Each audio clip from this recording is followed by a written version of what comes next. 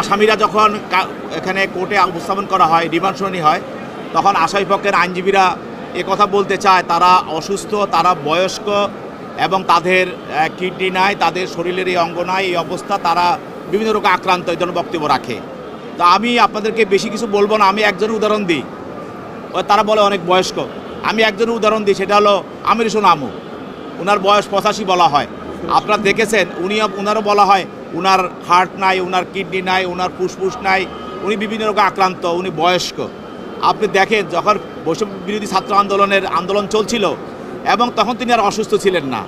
উনি 14 দলের মুখপাত্র, 14 দলের উনি সমন্বয়কারী, এবং উনাকে প্রায় দেখা গেছে যে প্রেসিডেন্ট হাসিনার সঙ্গে গণভবনে বৈঠক করে উনি আপনাদের সংবাদ সম্মেলন করেছেন এবং প্রেস কনফারেন্স করেছেন এবং আন্দোলন দমনের জন্য যাহা যা করা দরকার তাই বলেছেন।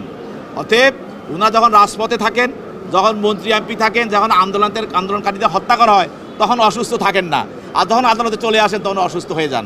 এটা একটু হাস্যকর বিষয়, এটা আদালত জানে ভালোভাবে, আমরাও জানি এগুলি আদালতের অনুকম্পা নেওয়ার জন্য বলা হয়, কিন্তু বাস্তবে কিন্তু তা না।